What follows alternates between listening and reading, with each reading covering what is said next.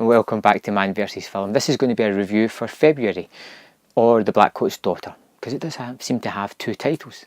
Now, I stumbled across this one on Netflix. I was looking for a quick watch. As always, it had a great poster. I need to learn, don't judge a movie by its poster, because the better the poster, generally the worse the movie is.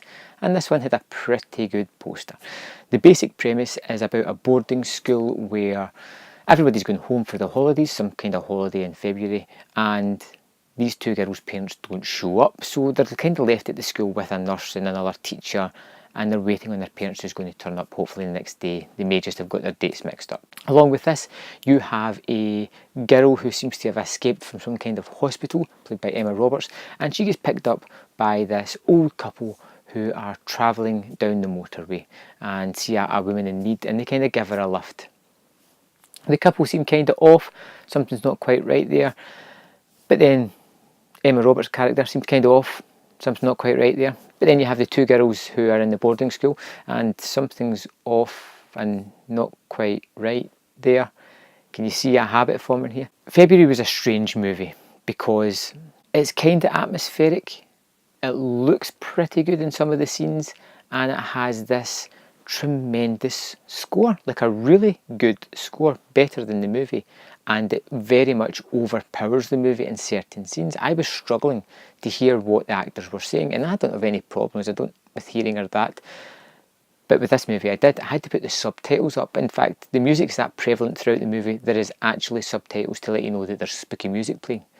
I don't know if that's common because I don't use them a lot, but it's just kind of weird in this movie. And the movie kind of jumps between these two timelines, and you find out pretty soon it's kind of two stories that are kind of tenuously linked that you find later on.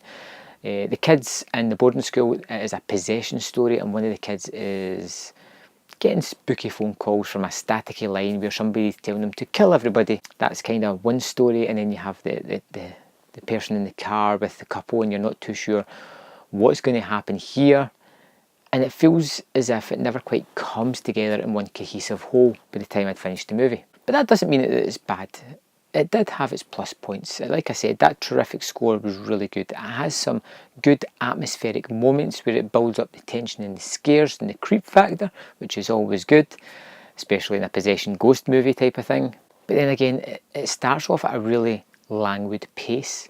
It's slow. It is very slow, and within the first 15 minutes I was reaching for the controller to turn it off, but I persisted with it and it gradually got better, but nothing more than, say, okay. Like I said, this movie was called The Blackcoat's Daughter, but it's on Netflix this February. It's as if they've tried to repurpose it, rechange it, give it an invigorating new name and life on streaming services to see if it can maybe catch an audience, and I'm sure there's some people out there that will enjoy it.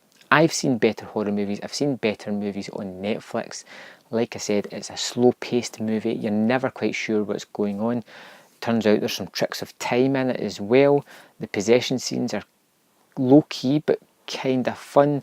There is a little bit of violence and ramped up near the end. It seems a little bit overkill, but it gets with the story and what you're kind of aiming at here. Overall, I thought February was interesting. Terrific score, like I mentioned, really kind of languid and slow-paced.